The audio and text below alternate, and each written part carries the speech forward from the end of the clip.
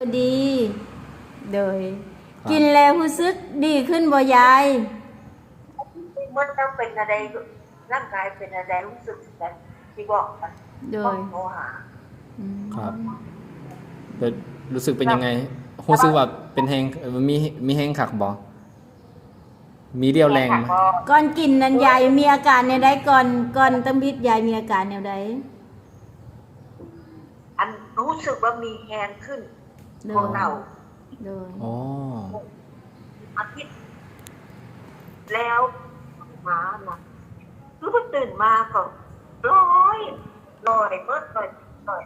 อ๋อนี่ก็ลอยนอนก็นอนบ่หลับโดยครับแค่เอากับบุมีมากินนางมอกเนี่ยเราสั่งมาให้หนึ่งก็คือดีเนาะสองเบียร์เริ่มมื้อคือสามไฟตวีเนี่ยมันเนาะแล้วก็สี่นี่นี่แล้วก็มีหลายอย่างแต่ว่าเอาว่าแต่เฉพาะเอสตัวนี้เนาะครับเบียร์ก่อนอันนี้อันใดที่ให้แม่กินน่ะดีเนี่ยสั่งว่าจะสั่งอยู่ได้เลยโดยดูแลสุขภาพยายให้แข็งแรงโดยดูแลสุขภาพให้แข็งแรงแล้วแหละเพิ่นกินแล้วแหละรู้สึกว่ามีแฮงหลายขึ้นบ่มีแฮงหลายขึ้นยังอยู่น้ำลูกมันน่ะจะปี2 ปีเนาะโดยอยู่หึงๆยายอยู่ดนๆโลดโดยกินดูแลสุขภาพยาวๆไปเลยมันโมเมนต์อยากอยู่แต่ว่ามันเป็นภาระให้ลูกให้หลานนี่บ่เป็นดอกลูกหลานก็อยากให้อยู่นำดนเดอะแมนกำลังมอกอยู่ทำนี่มีแต่นางมอกเนี่ยโดยมีกำลังโดยให้แลยายก็ต้องดูแลสุขภาพให้แข็งแรงให้อยู่นำมอกดนโดย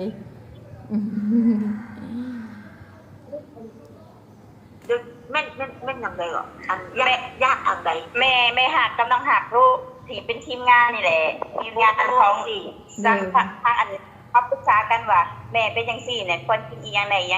ดิเราจะมีทีมงานบอกเพราะว่าเขามีคุณหมอซอยดิคุณหมอพอดีเขาเป็นสมาชิกเดี๋ยวเป็นเสี่ยวซานเลยเนี่ยเรื่องของผลิตภัณฑ์อาหารเสี่ยวซานผู้เมิดว่ะแม่เป็นแบบปวดเข่าปวดคอปวดกระดูกกินหยัง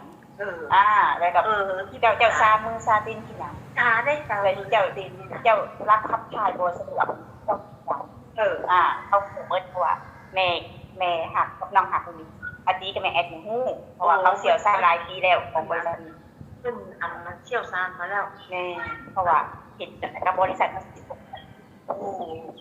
ผมเมื่อเพราะว่าแม่ควาตีที่ลูกว่าให้ฟังได้ว่าอันแม่รับป่วยแต่เอาจริงหันนี่ของไปของผลิตภัณฑ์เขาเนี่ยของซักซิบมอเขาเนี่ยคนแต่ที่คืออาการในอาการแต่ละคนทุกคนมันเป็นโรคจัดโรงพยาบาลแบบเวลาเขาจัดแจงยาหรือแบบกลุ่มยาเทียนผลิตภัณฑ์นะว่าเขาจะเป็นอย่างเขาจัดใส่เขาจะดีเองเราดูกันฟรีฟังเลยนะเราได้ดีแล้วดีใจนำมีแหงหรือดีใจนำนักกูได้ต้องเอาไม้เท่านี่ตึงไปเดี๋ยวนี้ฮันต้องมีคนมาหิ้วข้าง2 ข้างหรือจากลูกได้เดี๋ยวนี้ประคอนนางมอกนี่นะยัดอันนี้ยากได้ตั้งแต่เราอยู่แล้วอยู่เฮ็ดกินให้ไปเฮ็ดงานให้แม่ลุกขึ้นมาคนเดียวนะจับอันนี้นะเข้าไปห้องน้ำสุดยอดเลยสุดยอดไม่ต้องอาบน้ำเดียวแม่น้ำเองแต่ก่อนต้องมีคนพยุงหรือแบบมีคนเบิ่งบัดนี้อาบเองกินข้าวเองกินได้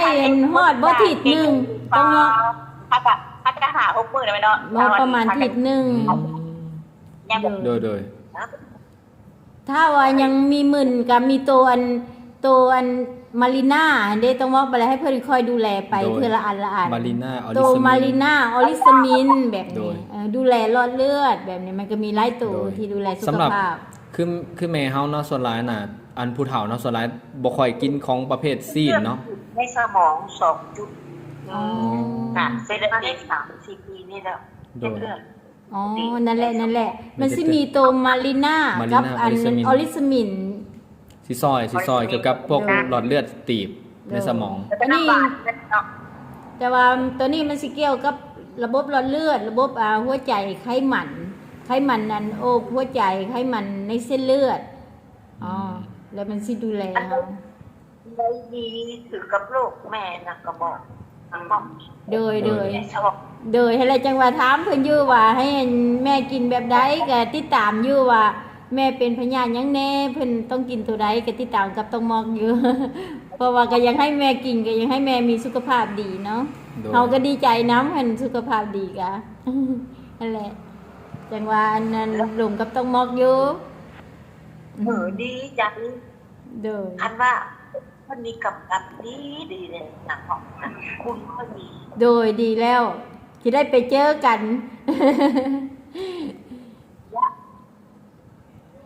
ดีอันซื้อยากินก็พอมีอยู่ลูกส่งมาเอาเลย โดยอืม แต่ว่าแนะนำตัวนี้สิค่ะ